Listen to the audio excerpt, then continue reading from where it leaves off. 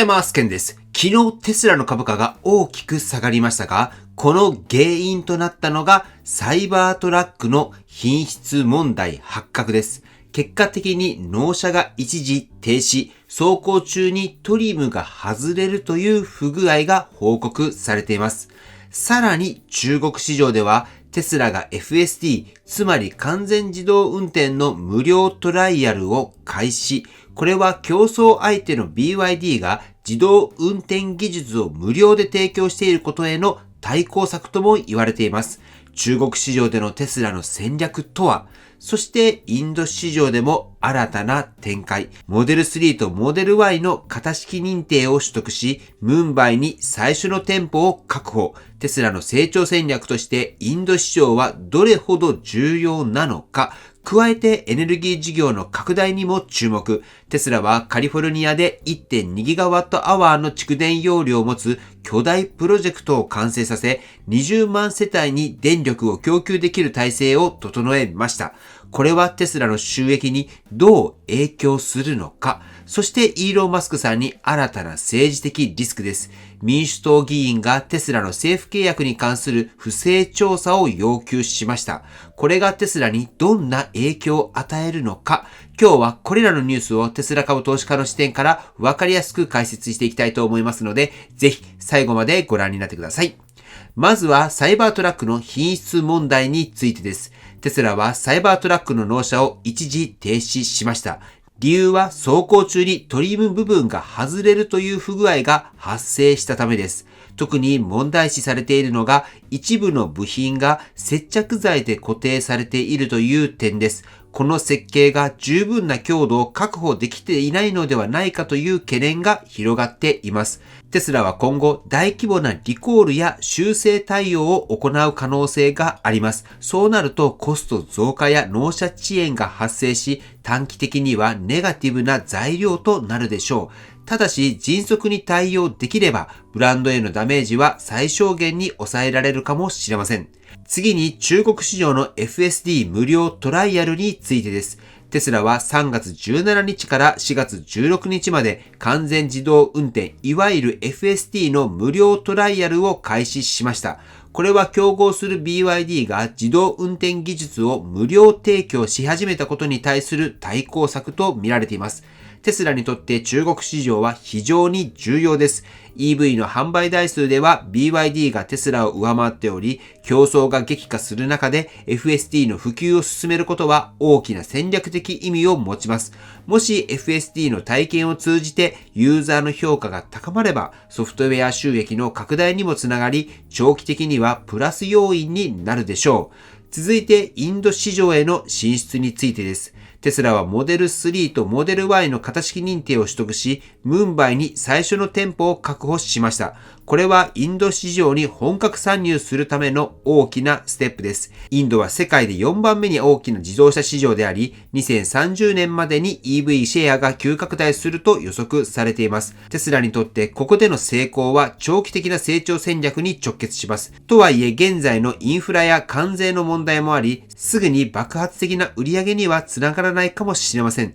ただし長期的には大きな市場になり得るため、投資家にとっても注目ポイントです。映像はイーロン・マスクさんのインタビューですが、インド市場にはできるだけ早く参入したいと述べられています。次はメガパックの事業の拡大です。テスラはカリフォルニア州で 1.2 ギガワットアワーの蓄電容量を持つプロジェクトを完成させ、20万世帯に電力を供給できる規模の蓄電システムを整えました。メガパック事業はテスラの収益多角化において重要な役割を果たします。現在テスラの収益の大部分は自動車部門から来ていますが、エネルギー事業が拡大すれば安定した収益源となる可能性があります。特に世界中で再生可能エネルギーの導入が進む中、蓄電システムの需要は今後も増加していくでしょう。短期的な株価には大きな影響はないかもしれませんが、長期投資家にとって重要なポイントです。では次にイーロン・マスクさんに対する不正の調査の話です。民主党の議員たちがイーロン・マスクさんの政府契約に関する調査を求めています。その理由は大きく分けて3つあります。まず1つ目は政府との契約で利益相反があるのではないかという疑惑です。テスラだけではなく、イーロン・マスクさんが経営するスペース X は、米国政府と数十億ドル規模の契約を結んでいます。議員たちはイーロン・マスクさんが政治的な影響力を利用して自社に有利な契約を得ているのではと疑問を投げかけています。この疑惑が本格的に調査されると政府との契約に制限がかかる可能性があり、これはテスラやスペース X にとって大きなリスクとなります。二つ目はロシア当局との接触疑惑です。報道によると、イーロン・マスクさんはロシアのプーチン大統領を含む政府関係者と接触していた可能性があると言われています。これは国家安全保障上のリスクがあるとされ、アメリカ合衆国国防総省や司法省が注視しているポイントです。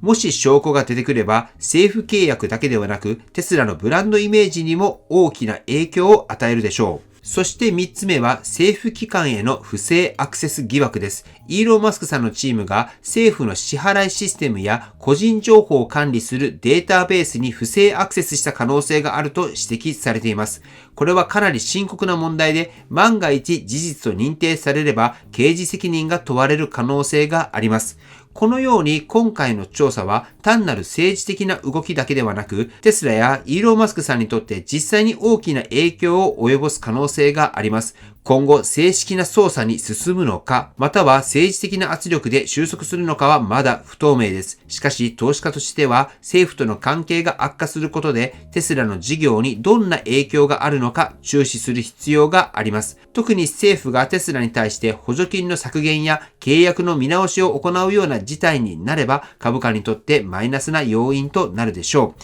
この件に関しては新たな動きがあり次第引き続きお伝えします。次はこれらのニュースを踏まえてテスラ株の見通しについて解説をしていきます。はい。ということで、ここからはテスラ株は今後どうなるのかということについて短期と長期の視点で考えていきます。まずは短期的な株価への影響から見ていきましょう。まずはサイバートラックの納車が一時停止されたことは短期的にテスラ株にとってマイナス材料です。品質問題が明らかになり、リコール対応が必要になればコスト増加や納車遅延につながります。さらにテスラのブランドイメージに傷がつき、今後の予約キャンセルや販売減少につながる可能性もあります。投資家として注意すべきポイントは、この問題がどれくらいの規模なのかという点になります。もし単なる一部の車両の問題で短期間で解決できるなら影響は限定的でしょう。しかし大規模な設計ミスでリコール対応が必要になれば株価のさらなる下落要因になります。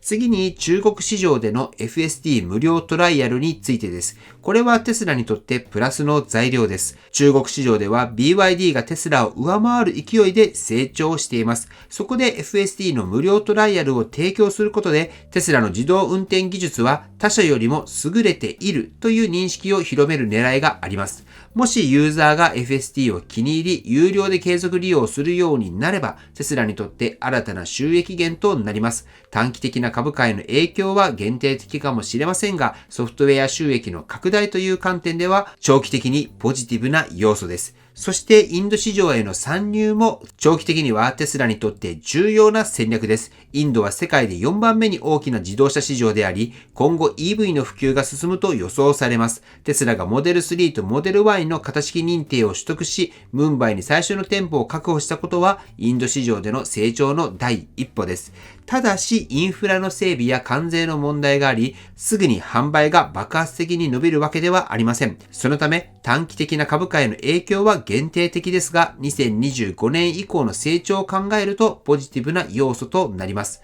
最後にイーロン・マスクさんの不正の調査の問題です。今回の調査が本格化すれば、テスラが政府との契約で不利な立場に追い込まれる可能性があります。特に政府がテスラの補助金削減や契約の見直しを行えば、株価にはネガティブな影響が出るでしょう。また、イーロン・マスクさん個人に対する批判が高まることで、消費者がテスラを避ける動きが加速する可能性もあります。これはブランドイメージの低下につながり、販売に影響を与える可能性があるため注意が必要です。短期的にはサイバートラックの品質問題や不正調査のリスクでネガティブな要因が多い状況です。これにより株価は一時的に下落する可能性はあります。しかし FSD の普及やインド市場への参入など長期的に成長につながる要素もあります。特にテスラはエネルギー事業やソフトウェア収益の拡大を進めていて、これらが本格的に収益を生み出すようになれば株価にとってプラス要因になります。そういったことを踏まえて株価の下落は買い場なのかというところですけれども、現在の株価が割安かどうかを判断するにはテスラの成長性をどう評価するかが重要です。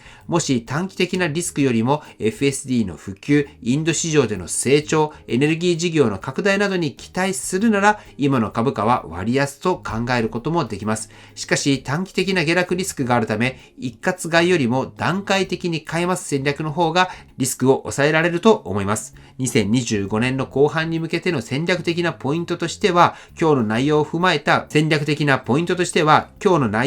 ると3つ挙げられると思います。まずはサイバートラックの品質問題がどれくらい影響を及ぼすのか、そして FSD の普及がどれくらい進むのか、そしてインド市場での販売がどれくらい伸びるのか、この3つが重要になってくるんではないかなと思います。まとめますと、短期的には品質問題不正調査というリスクがあり、株価が下落する可能性があります。しかし、長期的には FSD の普及、インド市場での成長、エネルギー事業の拡大というポジティブな要素があるため、今後の動向をしっかりと見極めることが重要です。今の下落を買い場と考えるのか、それとももう少し様子を見るべきなのか、皆さんの意見もぜひコメントで聞かせていただければと思います。では最後にテスラの株価をチェックしていきたいと思います。本日も下げておりまして、今現在は223ドル台となっております。では本日の内容は以上です。今回の動画が参考になったと思われたら高評価をよろしくお願いします。僕の YouTube は毎日発信しています。僕の YouTube をご覧になってもらえばテスラの情報はほとんど網羅すると思いますので、チャンネル登録がまだな方はチャンネル登録をよろしくお願いいたします。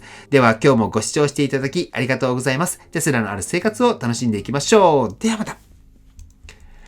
推進です。テスラなど EV に乗るなら太陽光での充電が最もスマートな選択肢です。特に N 型太陽光パネルは発電効率が高く、長期間にわたって安定した電力供給が可能なので EV との相性は抜群です。この YouTube の発信を通じて N 型太陽光パネルを取り扱う SI ソーラーさんとご縁をいただきました。そしてこれから N 型太陽光をもっと多くの人に知ってもらい、導入のサポートをしたいと考えています。僕の方も導入していきます。そこで太陽光パネルに興味がある、導入を検討しているという方に向けて無料相談フォームを作成しました。